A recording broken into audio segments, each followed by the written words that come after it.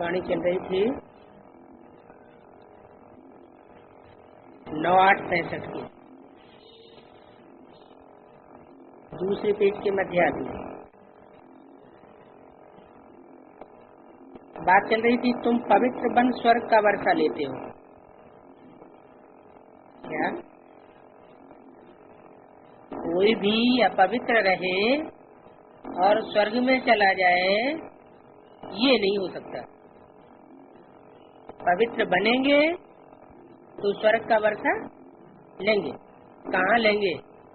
स्वर्ग में लेंगे या यही लेंगे? हाँ, यही लेंगे। ऐसी अनुभूति होने लगेगी। जो जो आत्मा पवित्र बनती जाएंगी, भले दुनिया में विनाश बरपा होता रहे, विनाश की विभीषिका फैलती रहे, लेकिन बाबा के बच्चे सुखरूपी स्वर्ग में हिलोरे खाते रहेंगे।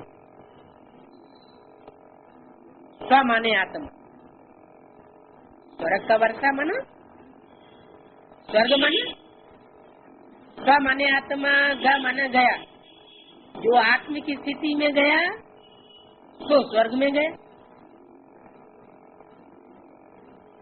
पवित्रता है, इससे साबित होता है कि आत्म की स्थिति है। पवित्रता नहीं है, विकृति आती है, विकार आते हैं, इसका मतलब है देवान है, स्व स्थिति नहीं है। और जब स्व स्थिति नहीं है तो नरक होगा या स्वर्ग होगा? है? नरक होगा। अब ये कहीं जाने आने की बात बाद में, पहले तो यहाँ इस दुनिया में ही स्वर्ग और नरक की महसूसता आनी चाहिए। आ भी रही हो। जब हम पवित्र जीवन जीते हैं, योगी जीवन जीते हैं, तो अवस्था बदल जाती है। और जब आप पवित्र जीवन जीते हैं, मनसा से, वाचा से, कर्मणा से,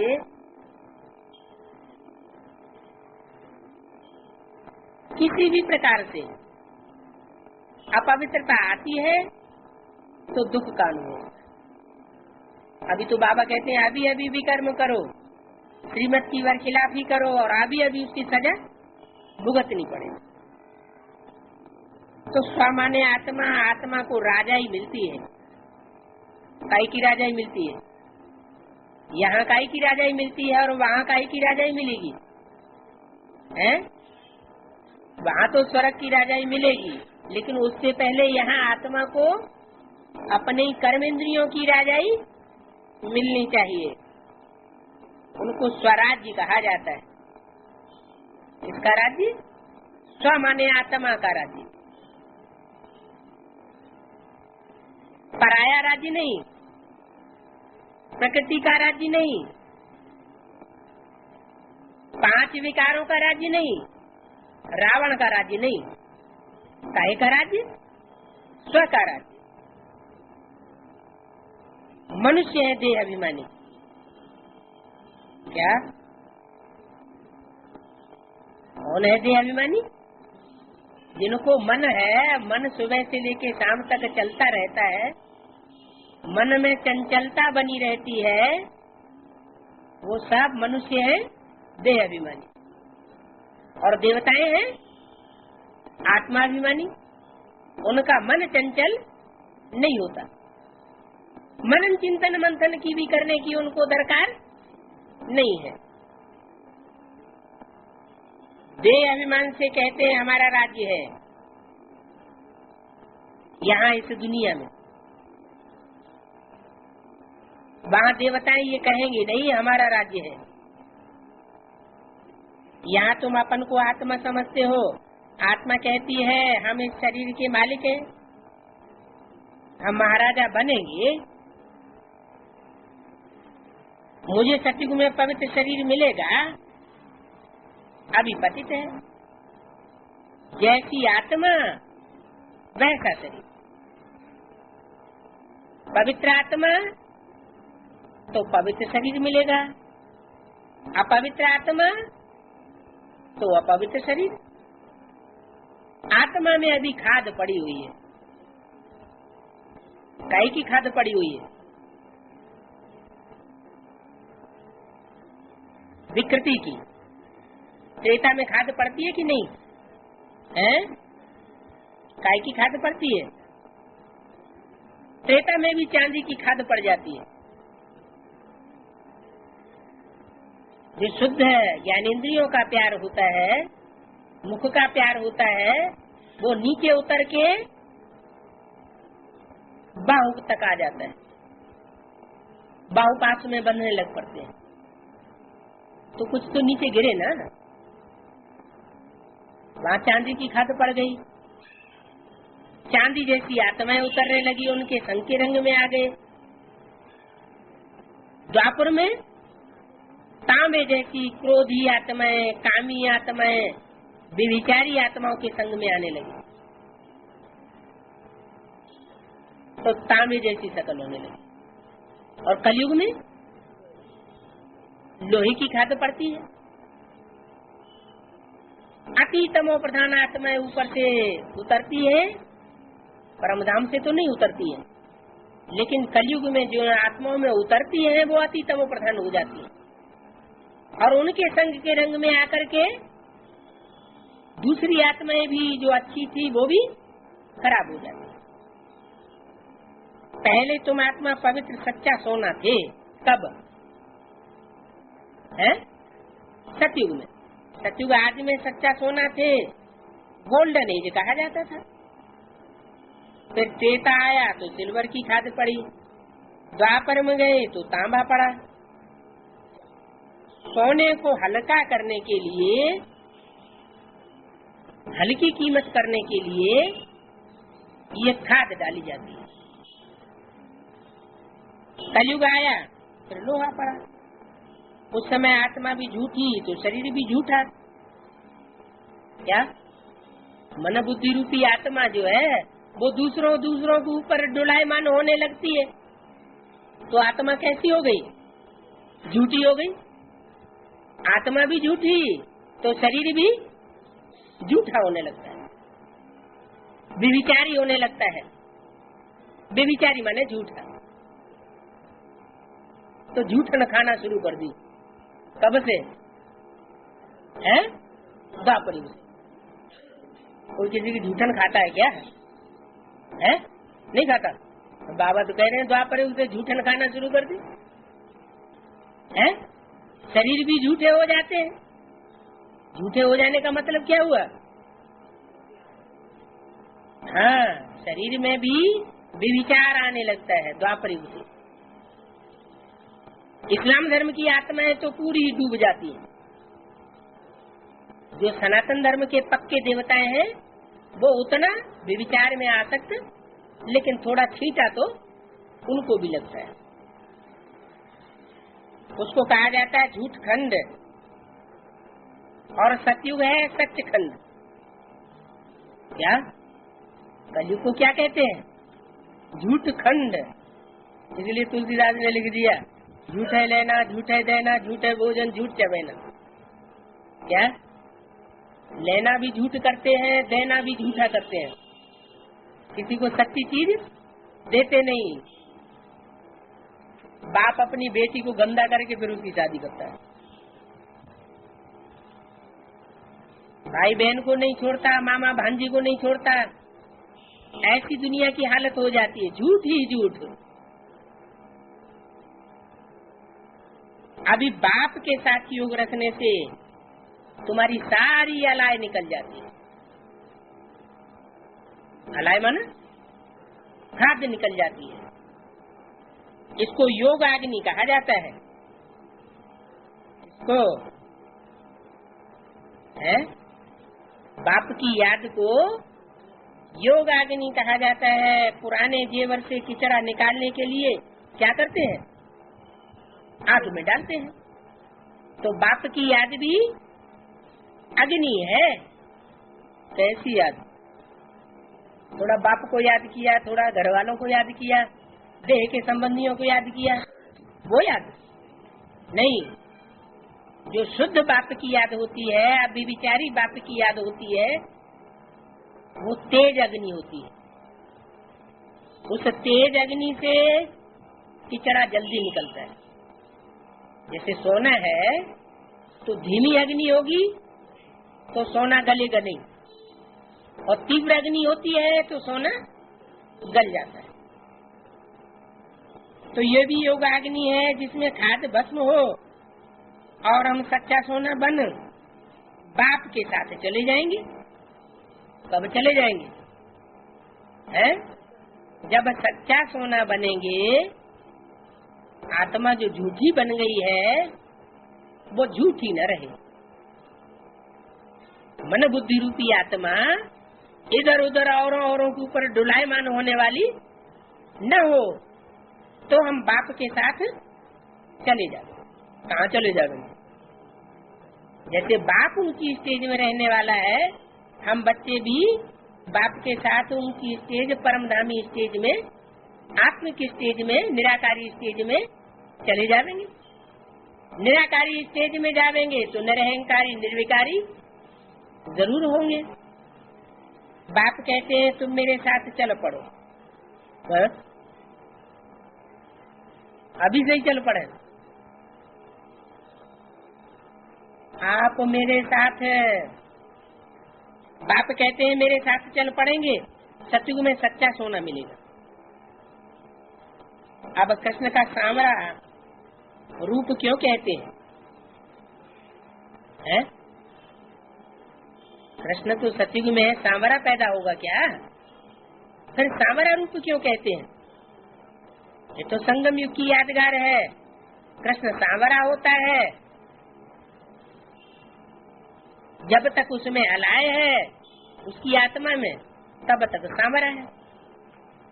फिर जब अलाय निकल जाती है तो ब्रह्मा सो विष्णु बन जाता है, और ब्रह्मा सो विष्णु बनता है तो नाम रूप बदल जाता है।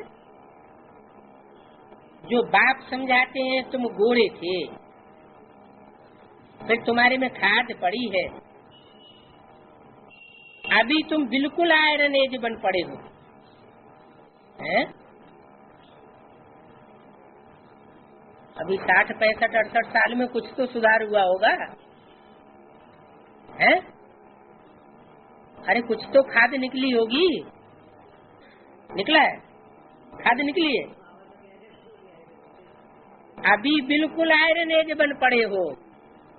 कृष्ण की आत्मा पहले बच्चा, फिर बाप। बाप किसको आगे रखता है? बच्चे को आगे रखता है। बच्चे को पहले नहला धुलाई के ठीक करके साफ सुथरे स्थान में रख दे। अभी तुम बिल्कुल आयरन एज बन पड़े हो। अब मैं सोनार हूँ। क्या?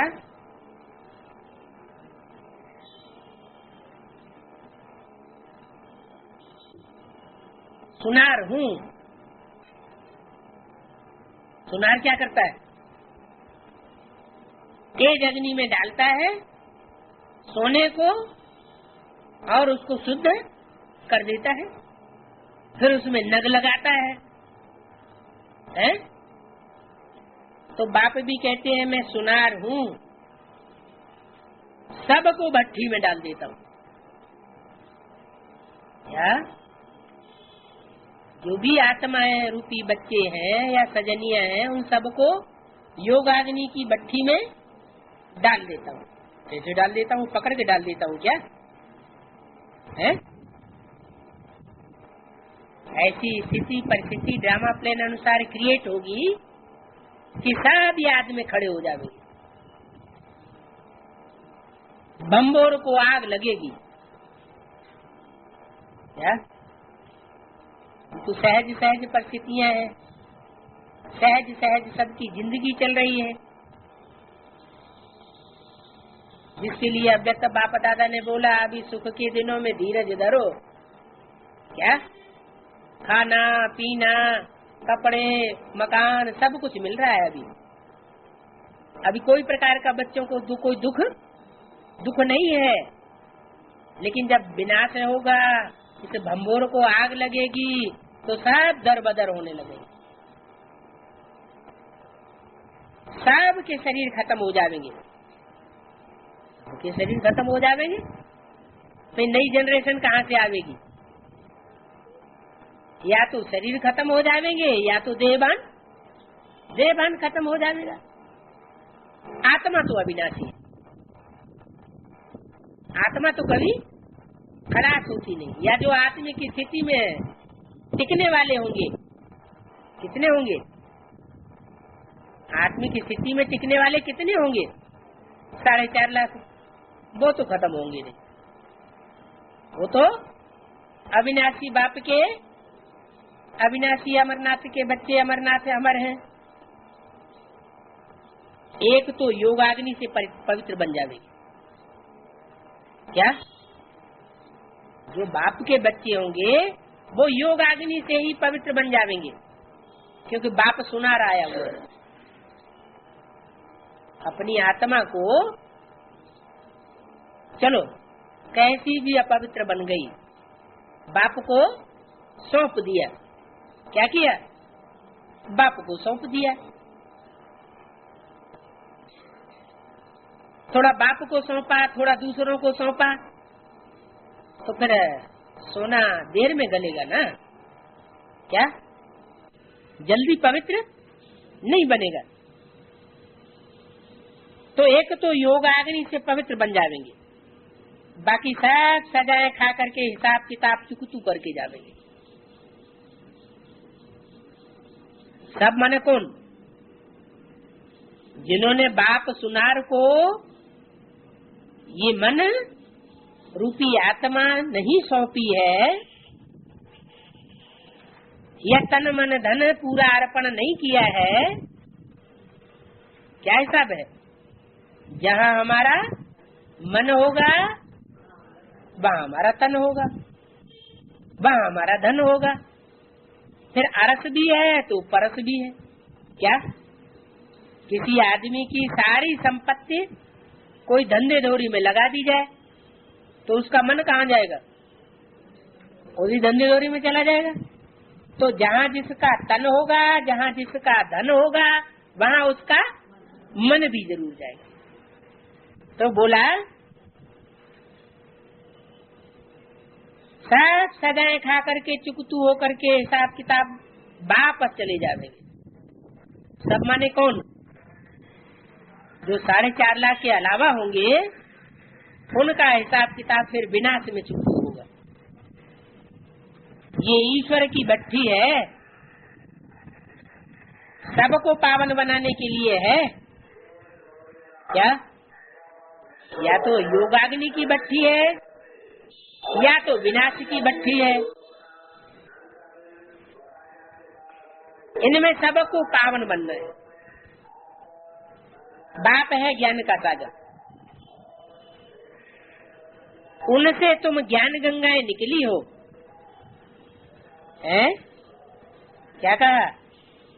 किनसे निकली हो और कब निकली हो? 5000 साल पहले। हैं? 5000 साल पहले भी ज्ञान गंगाएं निकली थी बाप से, और यज्ञ के आदि में भी ज्ञान गंगाएं निकली थी, लेकिन काम पूरा नहीं हुआ। सैंपल के रूप में कराची में एक छोटा सा नमूना स्वर्ग का बना। क्या नमूना बना था? कि हिंदुस्तान पाकिस्तान की लड़ाई हुई, और जो लड़ाई हुई उसमें ऐसी खून की नदियां बही कि नरक का नजारा लोगों को सामने आने लगा। और जो पुंगरे थे, हाबा में जब आग लगती तो एक कहानी बना दी है कि बिल्ली के पुंगरे बच गए। तो वास्तव में कराची में जो भट्टी चल रही थी, उसमें जो बच्चे थे वो सेफ रहे, उनको कोई आंच नहीं आई, भले खून खंजर होता रहा, पूरी ट्रेन की ट्रेन भरी हुई मनुष्यों की काट डाली गई, लेकिन बाबा के बच्चे सुरक्षित रहे। तो ये एक नमूना आया ना सामने। उस समय तो सिर्फ 300-400 की बात, अभी कितने होंगे? हजारों हजार की तादाद में होंगे। तो तुम ज्ञान गंगाएं निकली हो उनसे, इनसे नहीं। किनसे? ब्रह्मा से नहीं निकली हो। यज्ञ के आदि में भी तुम ज्ञान गंगाएं उनसे निकली, और जब संपूर्ण आहुति होगी तो भी तुम ज्ञान गंगाएं उनसे निकलती। उनसे माने किनसे? है बाप ज्ञान सागर से। माना गंगाएं बाद में निकलती है, जमुना और सरस्वती पहले निकलती है। मनुष्यों ने उस पानी की गंगा को समझ लिया है क्या? मनुष्यों ने समझा कि शंकर की जटाओं से कोई पानी की गंगा निकली होगी। वास्तव में ये तो मन बुद्धि है। जटाएं कहाँ दिखाई जाती हैं? सर में से दिखाई जाती है ना। तो जो सर है उसमें ज्ञान भरा हुआ रहता है। वो ज्ञान की गंगा तैयार होकर के चैतन्य रूप में संसार का उद्धार करने के लिए सबके सामने प्रत्यक्ष होती है। कब प्रत्यक्ष होती है? जब दुनिया का विनाश शुरू होने लगता है। तो मनुष्यों ने पानी की गंगा को समझ लिया है। वास्तव में पानी की गंगा की बात नहीं है, तुम ज्ञान गंगाओं की बात है। वहाँ देवताओं की मूर्ति भी रखी है। कहाँ? जहाँ ज्ञान गंगा दिखाई जाती है, जो प्राचीन शिव के मंदिर हैं वहाँ गंगा भी दिखाते हैं, और फिर दूसरी मूर्तियां भी देवताओं की दिखाई जाती हैं। वास्तव में तुम हो भगवान के बच्चे ज्ञान गंगाएं, जो फिर बाद में देवता बनते हो। जब स्वर्ग में आएंगे तब देवता कहेंगे। वहाँ आत्मा और शरीर दोनों पवित्र होंगे। अभी तो पतित है क्या? आत्मा भी पतित है और शरीर भी पतित है। भारत गोल्डन एज था, फिर सिल्वर कॉपर एज बना, अभी बाप फिर गोल्डन एज में ले जाते हैं। तुम्हारी आत्मा और शरीर दोनों पवित्र हो जाते हैं। क्या कहा? बाप जब गोल्डन एज में ले जाते हैं तो क्या परिवर्तन होता है? आत्मा भी पावन हो जाती है और शरीर भी पवित्र हो जाता है। तो क्या मरने के बाद हो जाता है? नहीं। बाप तो कहते हैं मैं ऐसा धोबी हूँ जो तुम्हारी आत्मा और शरीर रूपी वस्त्र दोनों को साफ कर देता हूँ। तो ऐसे धोबी के पास कौन जाएगा जो कपड़ा ही फाड़ के रख दे हैं और कहे कि अगले जन्म में ले लेना। तो दुनिया क्या समझती है कि जब स्वर्ग में जाते हैं तो शरीर यहाँ छोड़ना पड़ता है। बाप कहते हैं ऐसी कोई बात नहीं। अगर यहाँ पूरा पुरुषार्थ करेंगे, हैं, इस तन को ईश्वरीय सेवा में स्वाहा करेंगे, तो मैं तुम्हारे तन को और मन को दोनों को पवित्र बना दूंगा। सोना 14 कैरेट होगा तो जेवर भी ऐसा ही बनेगा। सोना 24 कैरेट का होगा तो जेवर भी ऐसा ही बनेगा। खाद डालने से 20 कैरेट, 14 कैरेट, 9 कैरेट हो जाती है। तो आत्मा में भी दिन प्रतिदिन खाद पड़ती जाती है। अभी शूटिंग पीरियड में भी क्या हो रहा है? शूटिंग पीरियड में शूटिंग वैसी ही तो होगी जैसा बड़ा ड्रामा होता है। सतयुग में कम खाद पड़ती है, त्रेता में थोड़ी हल्की पड़ जाती है, और द्वापर में थोड़ी और ज्यादा खाद पड़ती है। कलयुग में तो पूरा ही तामसी बन जाते। तो यहाँ शूटिंग पीरियड में भी ऐसे ही होता है।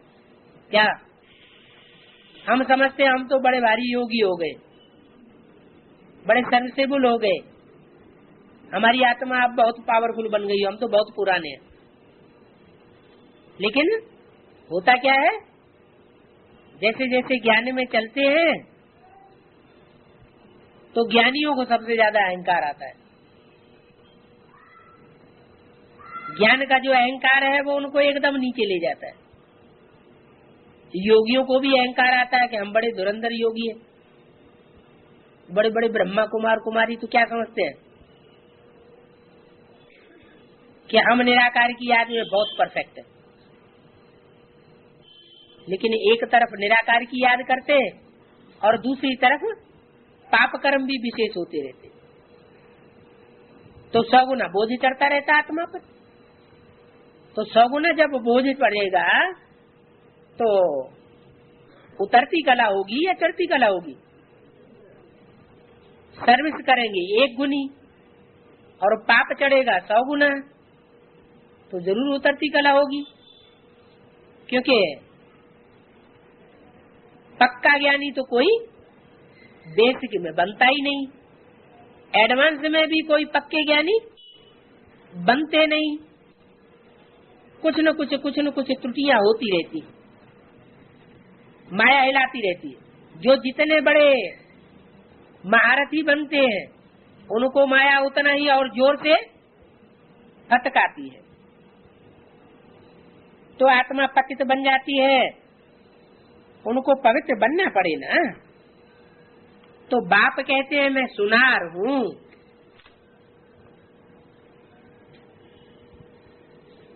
मैं धोबी भी हूँ। 9-8-65 की वाणी का 3रा पेज। सुनार भी हूँ और धोबी भी हूँ। योग बल से तुम्हारी आत्मा को धो। प्यार, अगर हम योग लगाते हैं, याद में बैठते हैं और अंदर से बाबा के प्रति प्यार नहीं आता है, नहीं उमड़ता है, तो झूठे योगी है। योग में सच्चाई नहीं है। या तो दिल कहीं दूसरी जगह खींचता है, बैठते हैं याद में शिव बाबा की और रावण और माया याद आ जाती है, तो सच्चा योग हुआ क्या? लगन सच्ची हुई क्या? लगन तो सच्ची नहीं कही जाएगी।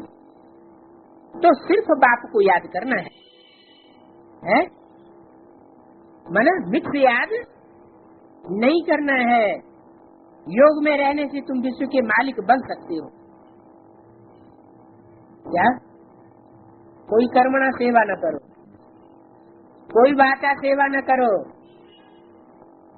है? भाषण कोई देने की जरूरत नहीं है। क्या करो? है? सिर्फ याद में रहो। बाहुबल वाले विश्व के मालिक बन नहीं सकते। क्या? ये भागदौड़ की जो सेवा करते हैं, ये बाहुबल की सेवा है या योग बल की सेवा है? ये सेवा भी बाहुबल की है। अगर उसमें प्यार नहीं है, ईश्वरीय सेवा करते हैं और खींच खींच के कर रहे हैं, जैसे हमको ये ड्यूटी दी गई है तो ये ड्यूटी हम करना ही करना है, या दीदी दादी दादाओं ने ये ड्यूटी दी है, उनको खुश करना है इसलिए करना है। माने परमात्मा के प्रति तो प्यार नहीं हुआ।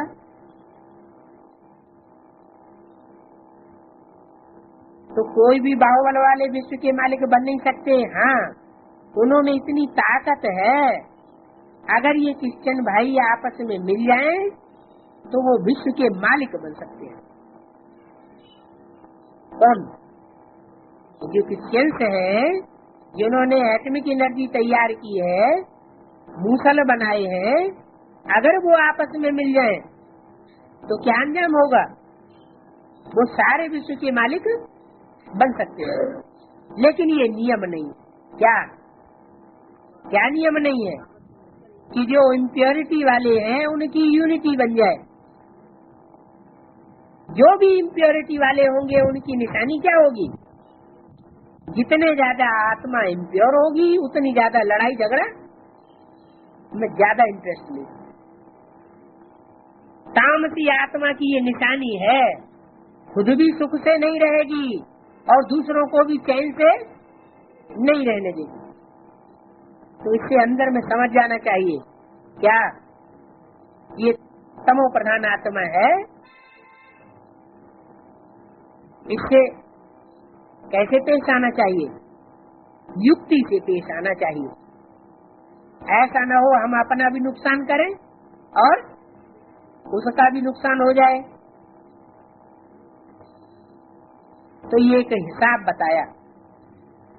जो भी बाहुबल दिखाने वाले हैं, बाहुबल में वाचा का बल भी आ जाता है। कोई बोलने में बड़े फुर्त होते हैं, बड़ी बड़ी तीखी तीखी बातें करते हैं। तो ये बल कहाँ से आता है? कहाँ से आता है? शरीर के अंदर से ही आता है ना। तो बोला बाहुबल वाले कभी आपस में मिलकर के एक हो न सके और विश्व के मालिक बन नहीं सकते।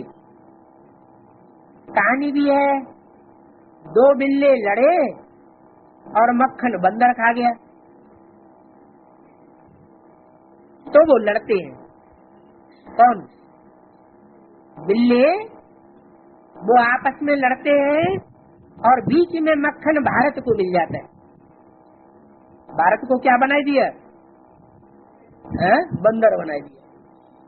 सेना काहे की ली थी? बंदर होगा तो बंदरों की सेना लेगा और मनुष्य होगा तो मनुष्यों की सेना लेगा।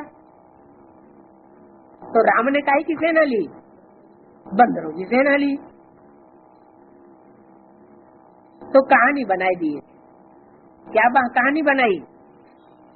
दो बंदर, दो बिल्ले आपस में लड़े और बंदर बीच में फायदा उठा ले गया। इसमें नंबर 1 है श्री कृष्ण। क्या कहा है? जब राम सीता को दिखाते हैं तो चरणों में बैठा हुआ किसको दिखाते हैं? सेवाधारी हनुमान को सेवाधारी दिखाते हैं। वो किसका पुत्र बताया जाता है? पवन पुत्र हनुमान बताया जाता है। तो बोला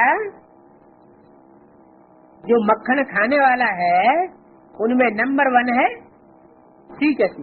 कौन सा श्री कृष्ण? सतयुग वाला या संगम युग वाला? संगम युग वाला विश्व की बादशाही लेता है। सतयुग का जो कृष्ण होगा वो तो सतयुग की बादशाही लेगा, विश्व की बादशाही नहीं लेगा। इसलिए कृष्ण के मुख में मक्खन का गोला दिखाते हैं। क्या पुराने समय में जो ब्रह्मा कुमारी आश्रम में चित्र बनाए गए थे कृष्ण के, उसमें मुख के सामने हाथ में गोला दिखाते थे। तो वह विश्व की बादशाही के मक्खन का गोला। क्या जो विश्व की बादशाही पाने वाली आत्माएं हैं वो सब कृष्ण के मुख में चली जाती। अच्छे अच्छे मक्खन के गोले जो गोपियां तैयार करती हैं, उन मक्खन के गोलों को कृष्ण की सोल क्या करती है? चुरा लेती और चुरा के अपनी बुद्धि रूपी पेट में डाल लेती है। जैसे चाहो वैसे पचाओ। कोई अपने कंट्रोल में आ जाता है तो उसको जैसे चलाओ वैसे ही चलेगा ना।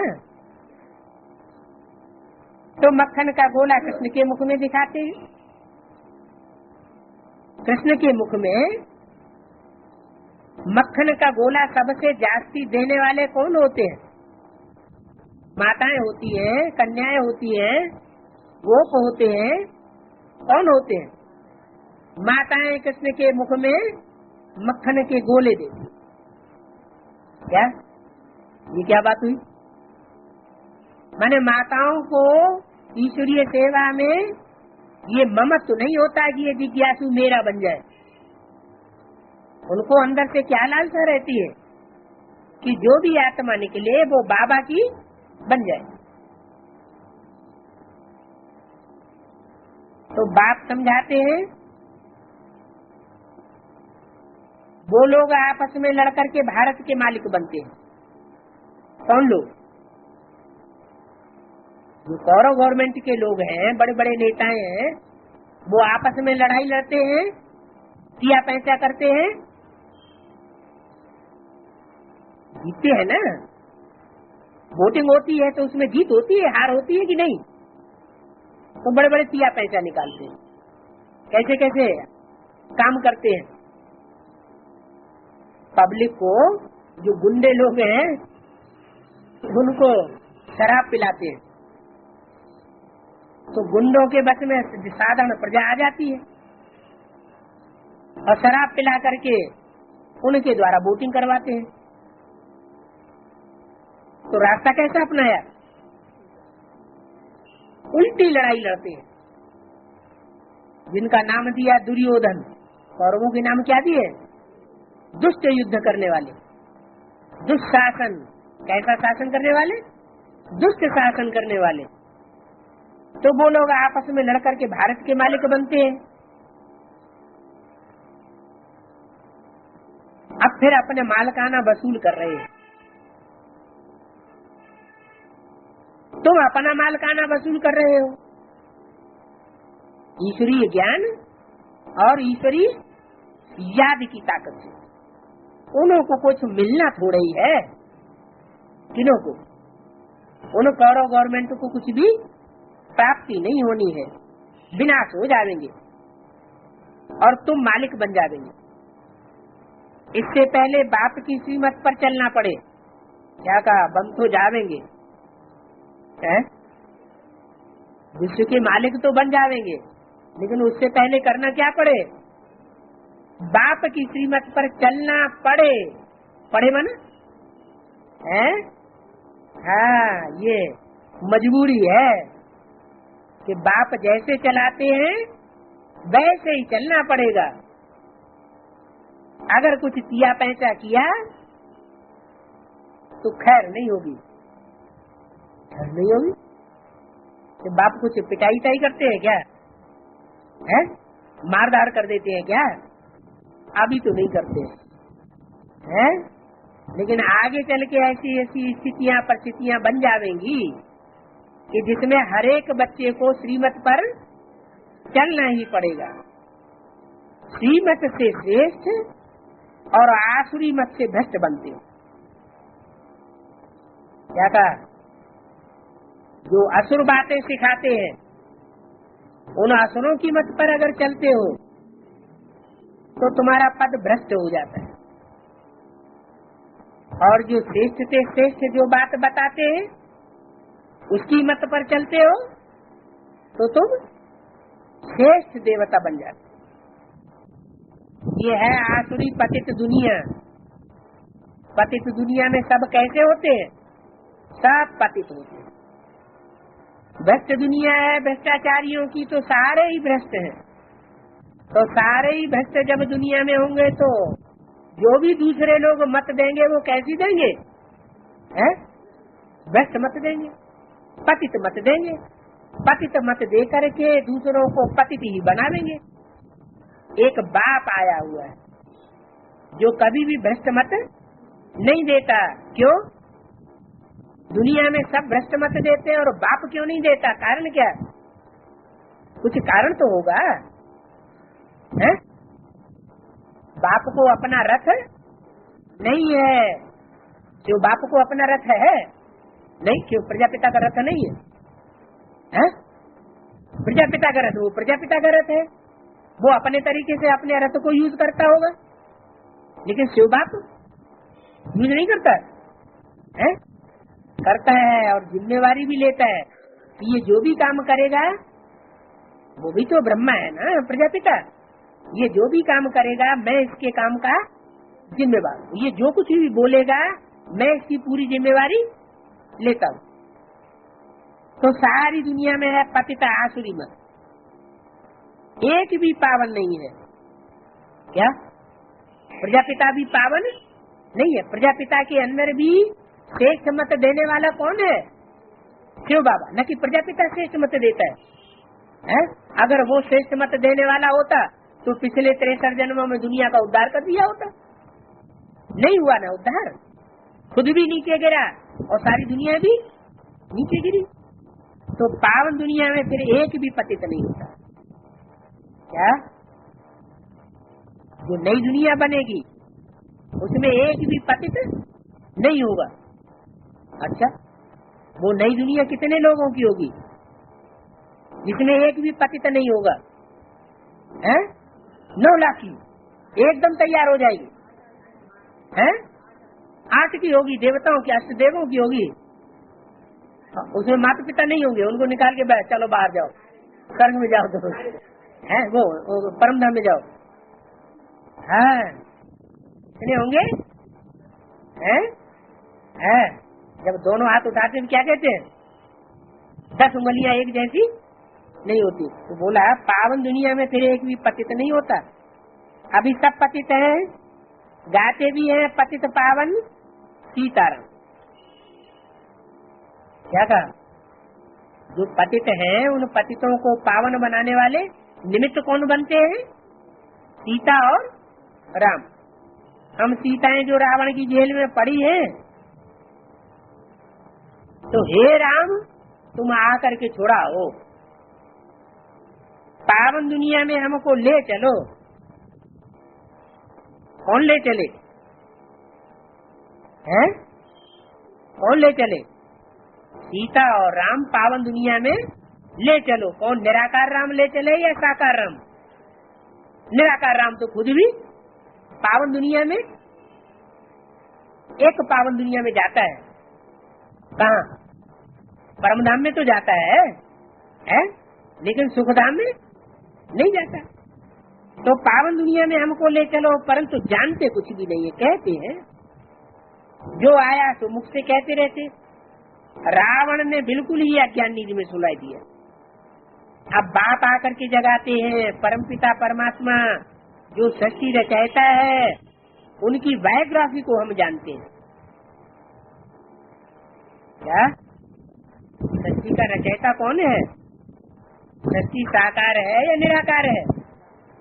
सृष्टि साकार है। निराकारी सृष्टि कौन सी है? परमधाम में जो आत्माओं का झुंड है वो निराकारी सृष्टि है। निराकार सृष्टि का रचयिता निराकार होता है, ज्योति बिंदु, और साकार सृष्टि का रचयिता जिसमें वो ज्योति बिंदु प्रवेश करता है वो साकार सृष्टि का रचयिता है। उनकी बायोग्राफी को हम जानते हैं। क्या कहा? इन ब्रह्मा की बायोग्राफी की बात नहीं की। इनकी बायोग्राफी को हमें जानने की दरकार नहीं है। किसकी बायोग्राफी? बायोग्राफी माने जीवन कहानी। उनकी जीवन कहानी को माना जो मनुष्य सृष्टि का रचयिता है उनकी जीवन कहानी को हम जानते हैं। ब्रह्मा विष्णु शंकर लक्ष्मी नारायण उनकी बायोग्राफी को भी जानते हैं। किसका किसका नाम ले दिया है? जो राम सीता है वही ब्रह्मा, वही मिलकर के विष्णु और वही शंकर। कोई अलग अलग हुए क्या? नहीं। तो ब्रह्मा विष्णु शंकर है। लक्ष्मी नारायण, जो लक्ष्मी नारायण सतयुग में, वो सतयुग के आदि में संगम युग में बनेंगे, वो विश्व के मालिक बनेंगे, वो जगत के माता पिता बनेंगे। तो उनकी बायोग्राफी को जानते हैं। लक्ष्मी नारायण के 84 जन्मों को हम जानते हैं। तो 40 फूल बन गए ना। क्या कहा? 40 फूल बन गए किस बात में? अगर एक बाप और माता पिता की जीवन कहानी को जान लिया तो नॉलेजफुल हो गए। अगर उनकी जीवन कहानी को नहीं जान पाया और सबको जान लिया, एक दूसरे को आपस में एक दूसरे को पहचान लिया, तो नॉलेजफुल नहीं कहे जावे। तुम कृष्ण के मंदिर में जावेंगे तो समझेंगे ये सतयुग का पहला प्रिंस है। क्या कहा है? तुम जब मंदिर में जावेंगे तो क्या समझेंगे? संगमयुगी कृष्ण है, ये समझेंगे? हैं? नहीं समझेंगे। क्या समझेंगे? ये सतयुग का पहला प्रिंस है, ये समझेंगे। अच्छा, जो मूर्तियां मंदिरों में यादगार बनाई गई है वो कौन से कृष्ण की बनाई गई है? संगमयुगी कृष्ण की। तो बाबा ने ये क्यों कह दिया? तुम कृष्ण के मंदिर में जावेंगे तो समझेंगे ये सतयुग का पहला प्रिंस है। हाँ, जो प्रिंस भी दो तरह के हुए, एक है सतयुग के आदि का, एकदम जस्ट आदि, और एक वो जब सतयुग थोड़ा थोड़ा आरंभ हो चुका होता है। अभी अंतिम 84वें जन्म में ब्रह्मा सरस्वती में प्रवेश करके कार्य कर रहे हैं। दिलवाड़ा मंदिर में भी नीचे काले चित्र हैं। ब्रह्मा सरस्वती की वर्तमान समय की एडवांस पार्टी में जो पार्ट बजाने की यादगार है वो दिलवाड़ा मंदिर में भी है। वर्तमान समय भविष्य की नहीं। क्या यादगार है? नीचे काले चित्र बने हुए हैं और ऊपर गोरे चित्र दिखाए हैं। क्या? आदिनाथ को काला दिखाया है और ऊपर छत में जो चित्र है देवताओं के, वहां कृष्ण को गोरा दिखाया है। ये सच्चा सच्चा यादगार है। क्या? दिलवाड़ा मंदिर नीची स्टेज में है तो काले हैं और ऊंची स्टेज में है तो गोरे हैं। नीचे तपस्या में बैठे हैं। भले अवस्था नीचे है, नीची स्टेज है, लेकिन फिर भी तपस्या में है। ऊपर में है प्रारब्ध। अभी तो ये नरक है ना। जब कोई मरते हैं तो कहते हैं स्वर्ग पधारा है। भक्ति मार्ग में क्या कहते हैं? कोई मर गया तो कहेंगे स्वर्ग पधारा। ये कहावत क्यों चली आ रही है? अरे इस दुनिया में स्वर्ग है कहाँ जो पधारा? तो क्यों कहते हैं स्वर्ग पधारा? ये कहाँ की यादगार बोलते हैं?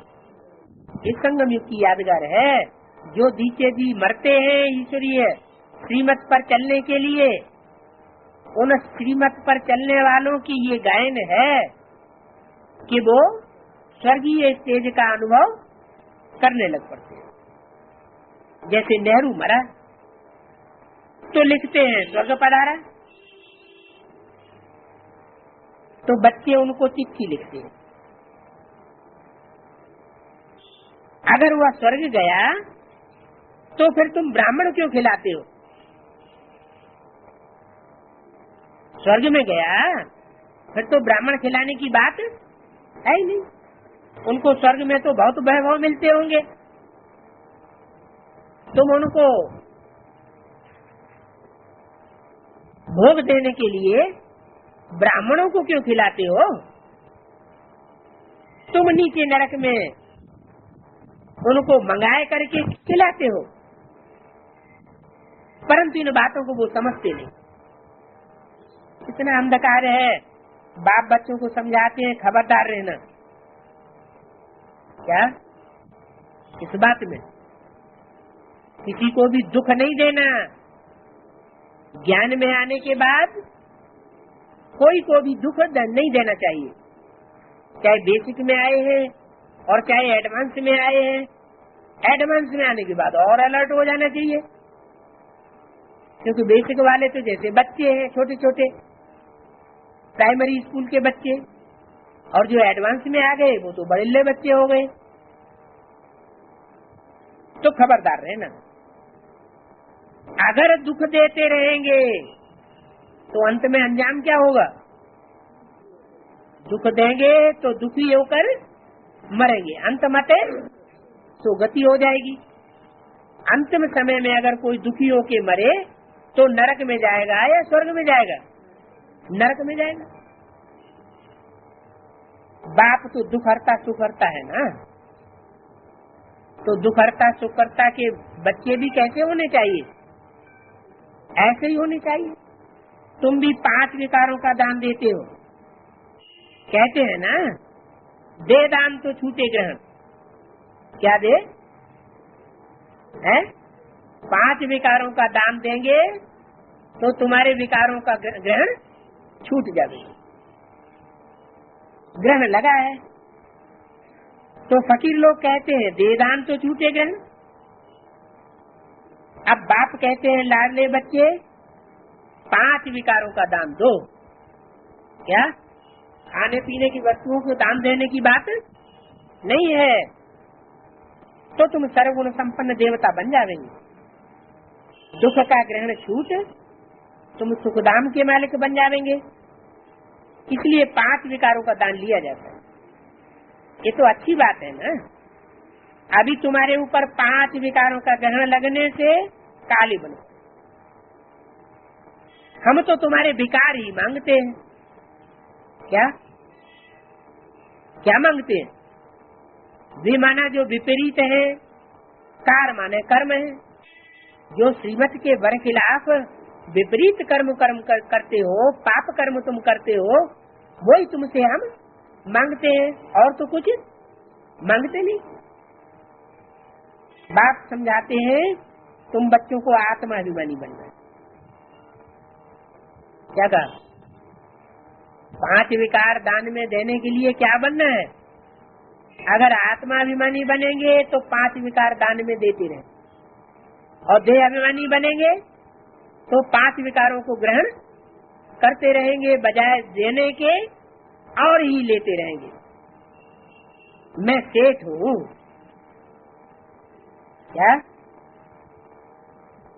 ये बुद्धि में नहीं आना चाहिए क्या कि मैं सेठ हूँ, बहुत पैसे वाला हूँ, मैं फलाना हूँ?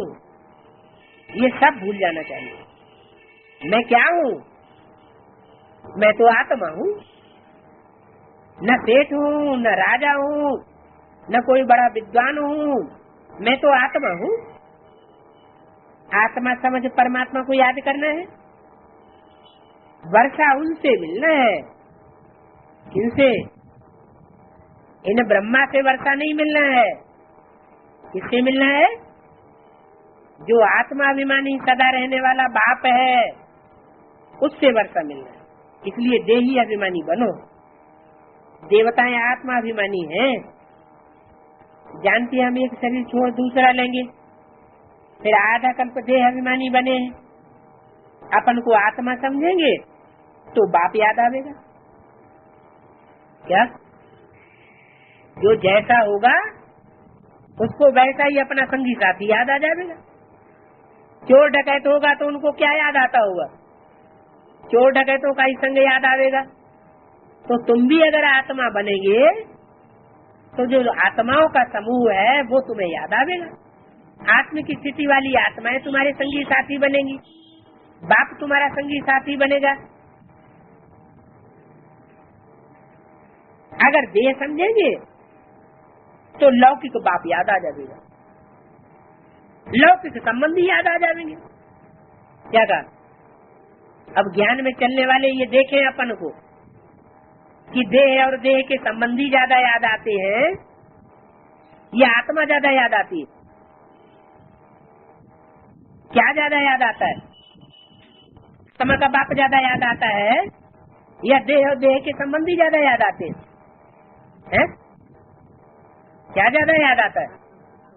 आत्मा ज्यादा याद आती है।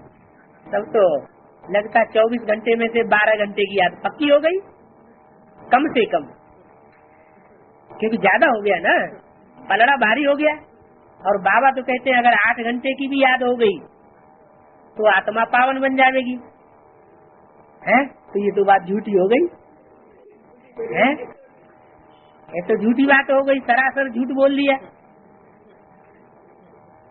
तो बोला अपन को आत्मा समझेंगे तो बाप याद आवेगा, इसलिए देह नहीं समझना, क्योंकि देह समझने से ही देह के संबंधी याद आते हैं और फिर पाप बनते रहते हैं। जिनकी याद आवेगी उनकी मत ऑटोमेटिक बुद्धि में घुस जाएगी। अगर बाप याद आवेगा तो बाप की मत, बाप की श्रीमत बुद्धि में याद आएगी। मुझे बाप को याद करने से तुम्हारे पाप भस्म होंगे। बाप रक्षा करेंगे, याद ही नहीं करेंगे तो फिर रक्षा कैसे करूंगा। अभी प्रैक्टिस पक्की कर लो, नहीं तो विनाश के समय टाइम पर क्या होगा। अगर बुद्धि योग से देह के संबंधियों को याद करने की ज्यादा प्रैक्टिस पड़ी हुई होगी तो जब कोई भीड़ पड़ेगी, कोई दुख पड़ेगा, कोई कठिनाई आएगी तो कौन याद आवेंगे। देह और देह के संबंधी याद आ जाएंगे। तो बुद्धि उनकी तरफ भागेगी तो तन भी, जहाँ हमारा मन होगा